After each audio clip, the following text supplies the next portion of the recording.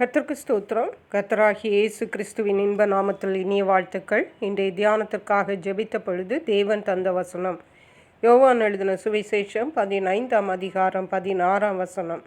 நீங்கள் என்னை தெரிந்து கொள்ளவில்லை, நான் உங்களை தெரிந்து கொண்டேன். நீங்கள் என் நாமத்தினாலே பிதாவை கேட்டுக்கொள்வது எதுவோ அதை அவர் உங்களுக்கு கொடுக்கத்தக்கதாக நீங்கள் போய் கனி கொடுக்கும்படிக்கும் உங்கள் கனி நிலைத்திருக்கும்படிக்கும் நான் உங்களை ஏற்படுத்தினேன். நம்முடைய கர்த்தராகிய இயேசு கிறிஸ்து அவருக்கென்று நம்மை தெரிந்தெடுத்திருக்கிறார். இந்த உலகத்தில் எத்தனையோ கோடி ஜனங்கள் இருக்கும் பொழுது உங்களையும் என்னையும் தேவன் பிரத்யேகமாக தெரிந்தெடுத்திருக்கிறார். இதற்கு சில காரணங்கள் உண்டு.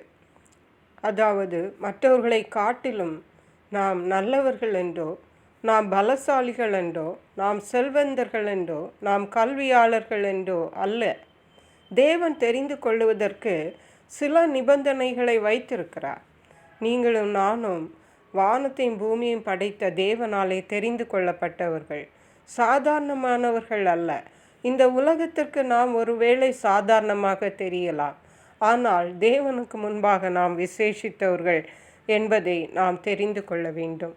இந்த வசனம் கர்த்தராகிய இயேசு கிறிஸ்து தன்னுடைய சீஷர்களிடம் சொன்ன வசனம். அதிலே நீங்கள் என்னை தெரிந்து கொள்ளவில்லை, நான் தான் உங்களை தெரிந்து கொண்டிருக்கிறேன். நீங்கள் போய் கனி கொடுங்கள், அந்த கனியிலே நிலைத்திருங்கள். நீங்கள் என் நாமத்தினாலே பிதாவை எதை கேட்டு கொண்டாலும் அதை உங்களுக்கு அவர் கொடுக்கத்தக்கதாக கனி கொடுங்கள் என்று சொல்லியிருக்கிறார். மட்டுமல்ல, கீழே உள்ள வசனத்தில் நீங்கள் ஒருவரிலொருவர் அன்பாய் இருக்க வேண்டுமென்றே இவைகளை உங்களுக்கு கற்பிக்கிறேன் என்று சொல்லுகிறார். தேவன் தெரிந்து கொள்ளுகிறதின் நிபந்தனைகள் என்ன என்று பார்த்தால் 1 கொரிந்தியருக்கு எழுதின நிருபம் 1ஆம் அதிகாரம் 27ஆம் வசனம் சொல்லப்பட்டிருக்கிறது. ஞானிகளை வெட்கப்படுத்தும்படி தேவன் உலகத்தில் பைத்தியமானவைகளை தெரிந்து கொண்டார், பலம் உள்ளவைகளை வெட்கப்படுத்தும்படி தேவன் உலகத்தில் பலவீனமானவைகளை தெரிந்து கொண்டார். அப்படியானால் தேவனால் தெரிந்து கொள்ளப்பட்ட ஜனங்கள் ஒரு பலகீனமானவர்கள், ஒரு உலக பார்வைக்கு ஒரு பைத்தியமாய் தோன்றுகிறவர்கள்.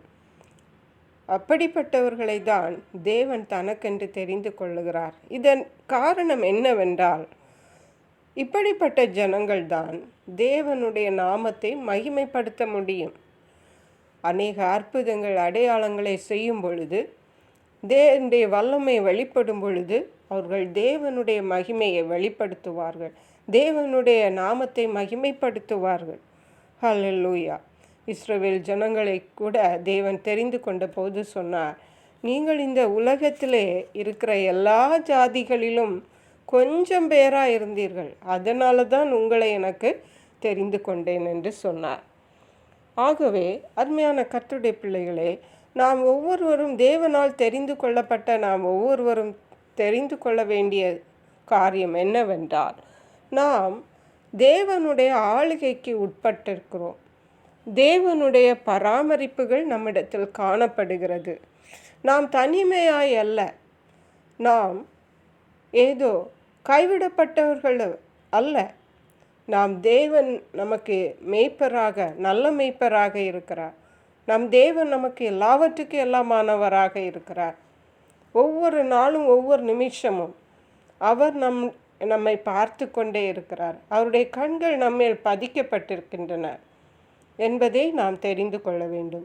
ஆகவே இந்த தேவன் நம்மை தெரிந்து கொண்டதற்கு நிச்சயமாகவே நாம் பாக்கியவான்கள், பாக்கியசாலிகள். அதற்கு தேவனுக்கு நன்றி உள்ளவர்களாக இருந்து அவருக்கு பெரியமாய் வாழ்வோம். கர்த்தர் தாமே அதற்கேற்ற கிருபைகளை நமக்கு தந்தருளுவாராக. ஜெபிப்போம்.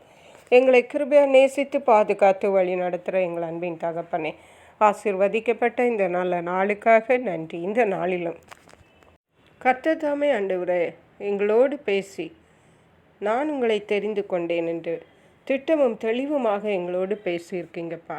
இதற்கு எங்களுடைய பலமோ எங்களுடைய சாமர்த்தியமோ ஒன்றுமில்லை, உங்கள் சுத்த கிருபை என்பதை நாங்கள் தெரிந்து கொள்ளுகிறோம். நன்றி பரிசுத்த ஆவியானவரே, எமக்கென்று நீர் எங்களை வேறு பிரித்தபடியால் நன்றி. உமக்கு பிரியமாயிருந்து உம்முடைய சித்தம் செய்ய கிருபை தருவீராக. நன்றி பரிசுத்த ஆவியானவரே. துதி கனம் மகிமை உமக்கே செலுத்துகிறோம். மீட்பரும் இரட்சகருமாகிய இயேசு கிறிஸ்துவின் இன்ப நாமத்தில் ஜெபிக்கிறோம் எங்கள் அன்புள்ள பரமபிதாவே. ஆமென். God bless you.